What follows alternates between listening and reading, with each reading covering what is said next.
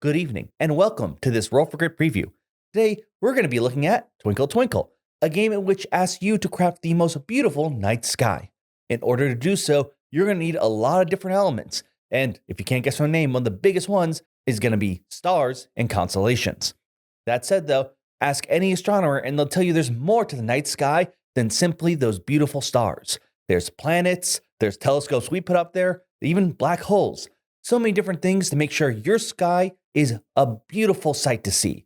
But how can you make sure that sky also earns you enough points to be declared the winner? Let's take a look and find out now. Roll for Crit was contacted in order to make this preview for this game's crowdfunded campaign. All items shown here are a prototype of the game and are subject to change in the final version of the game. In Twinkle Twinkle, you'll be mapping out the stars by drafting these tiles and adding them to your board. The game will continue with you drafting these tiles until everyone's board is filled. Then you're going to score based on each tile having their own scoring property. Now, right now, you can see there's a little blue symbol over here. At the beginning of the game, you can decide whether to use the blue or green side, with the green side being a little simpler when it comes to scoring. We'll go over what each tile does at the end when we talk a bit more in detail about the scoring. Now, the turn order is going to be based at the pawns at the top. When it is your turn, you pick up your pawn and place it above the tile you want. So let's say we wanted to get the stars here. We're going to take that tile, adding it to our board. We're allowed to rotate it any way we want. However, there is a painted side versus a non-painted side. Make sure that the painted side is face up. Once you've done that, then the next player will go, choosing one of the tiles that they want. Keep going until everyone has made their choice.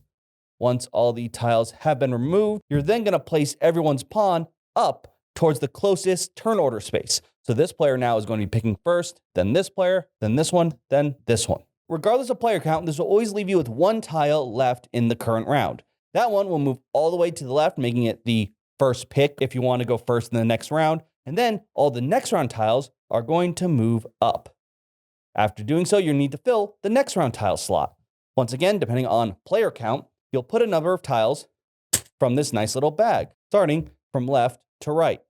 However, if you ever come across a tile with this clock logo in the corner, you're going to slide that all the way to the most open right space because it is a much stronger tile. Keep doing this until you've filled up the tiles for your player count, and then repeat the process, having your pawn move to another place to take the tile, and then, of course, once everyone has picked up their tiles, moving your guys back up to the top, moving this to the left, and moving these back up, repeating the process until everyone, as I said earlier, has filled up their board with tiles. Once you have done that, we can now enter scoring.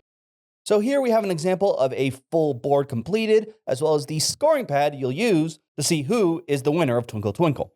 Now, as I said, each element will have its own way of scoring, and you can change the mode. However, regardless of how you choose to score most tiles, constellations and stars will always be the same. The first thing you're going to do is score your two biggest constellations. Constellations are stars connected by these dotted lines. Now, there are some exceptions. First off, there may be some stars like this one. These are called nova stars that are not connected by dotted lines. They need to be connected, as you see here, in order to be part of the constellation. Second, sometimes the dotted lines may hit a diagonal. If the diagonal stays straight, it's part of the constellation. If it makes a turn, like here, it is not. So our two largest constellations consist of these three tiles and these three tiles. So we'll start off with this one that gives us 1, 2, 3. That gives us a total of 4 points. So we'll put that there.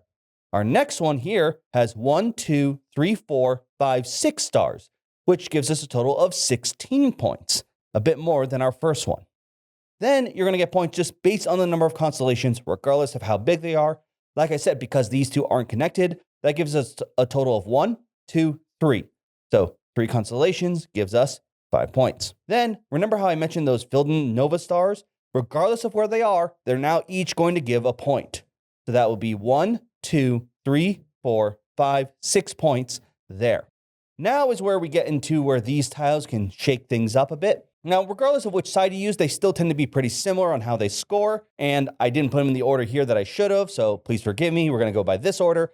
First up is comets. Comets want to be near a lot of stars adjacently, doesn't care about diagonals. So in this case, we are adjacent to 3, so it gets 3 points for each one adjacent to it, giving us a total of 9. Next up are planets. Planets tend to just be flat points. However, on the more advanced side, whoever has the most points scores an additional 8 points. Here we have 2 planets, which would give us 4, and hypothetically, if somehow no one else had more planets than us, then that would bring us to a total of 12. Moving on from there, we have asteroids. Asteroids want to be in a large cluster, with the blue side actually punishing whoever has the least amount of asteroids by making them lose 5 points. So in this case, we have 4, which will give us 14 points, but if we had the least amount of asteroids, that would bring us down to 9. Finally, there are black holes. Black holes are interesting. Black holes will only score points if they're not adjacent to another black hole. In addition, depending on which side you play, you may lose some points if they are adjacent to other objects. For example, on the blue side, planets as well as stars and constellations will not earn points because the black hole just sucks up everything. So in this case, we actually wouldn't have gotten the 2 points from that planet, so that should actually be erased and brought back down to a 7. However, both these black holes are not adjacent to another black hole, which will bring us to a nice 10. Finally, there are the telescopes. These want to do research on planets and black holes. Now, depending on the side you're playing with, they either want to be adjacent to or in the same row or column as black holes and planets. So in this case, since we're using the blue side, we're going to look at each satellite and choose either rows or columns and score 3 points for each planet or black hole in its row or column. So in case of both of these satellites, it doesn't matter what we choose. It was poor planning. They're each only going to earn a max of 3 points. However, this satellite has 1, 2, 3 of those objects in its row, meaning it can score a nice 9 points, giving us a total of 15. Once you have done all your scoring, you can add up your total, making sure that you do all the math correctly, and whoever has the highest total score is the winner. The copy you saw in the overhead is pretty close to final production. There could, of course, be some slight changes, especially based on what's hit in terms of goals. But as you can see, this is a tile game taking advantage of fun little clear tiles in order to keep that night background sky on your board while adding in those elements such as the stars, comets, so on and so forth. It's simple in the sense it's just quickly choosing a tile, putting on your board, and being able to slide up and repeat the process. That said, based on the different scoring methods, there is a bit of complexity that I really enjoyed, in particular with lining up different constellations, trying to loop them around to make weird patterns while trying to make more than one large constellation as you score the 2 biggest ones, not just your biggest one. So you don't want to make the mistake I did in my very first game where I made one very large one and then I had 2 sized constellations. So you do want to try to balance those out. Also, there's I want to say the preventing bad tiles at the end, as sometimes, there's something about me, I always fall into it, but you may probably want to make sure if you're going to take a black hole tile that you fill up the spaces around it rather than wait to the end and then what you put next to it is not going to be happy because the black hole doesn't want to be near any planets or stars.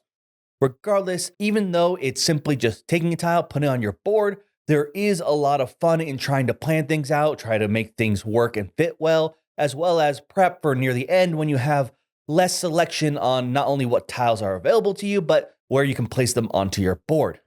I really enjoy this as a fun tile laying game, and of course, you can adjust the scoring methods if you feel one's too complicated at the time with who you're playing with, or if you do want a bit more of that complexity, it's easy to adjust each of those tiles by just flipping them over to whichever side you see fit.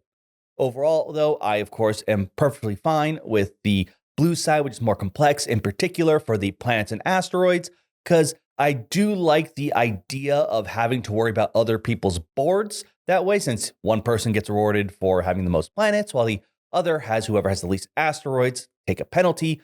This way, it's not simply just worrying about your own board, but it's not player interaction, but you are actually sort of paying attention to what other people are doing as well. But once again, that could be something a little bit annoying, so flip them over and you don't have to worry about that rule. Regardless, I did have a lot of fun with this game, even if I'm really terrible for planning for those final few turns. I think it does a great job of keeping the pace quick. Usually it's not too hard to pick out which tile you want or need at a time. And because of the way you place it, also there's that reward of getting the one earlier to be first. And then the tiles just slide up. So you also know generally what you want too. So it's less of like, I want to be first in case something comes up. You'll go for first if you know that telescope is in the row coming up and like, I got to guarantee that.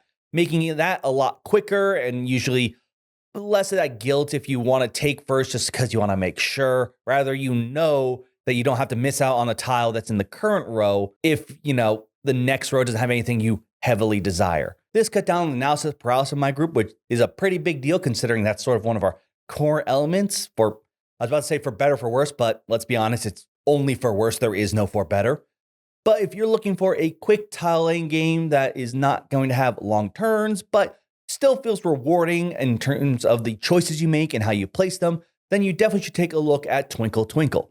This is a crowdfunding game, by the way. Previews videos always are. And usually I put these up earlier, but just with the nature of things, this accidentally got pushed and it's in the final hours right now. I'll still have a link down below for you to check out. And maybe there's some form of late pledging. Regardless, like I said, this is pretty close to the final copy as well. So if you're watching this later on, this should still give you a very good idea of what this game has to offer. Either way, let me know your thoughts in the comments, as well as what constellation you would make and what you would name it. Love to hear everything you all have to say, but thank you so much for watching to this point. I'm Will. I'll see you next time on Roll for Crit.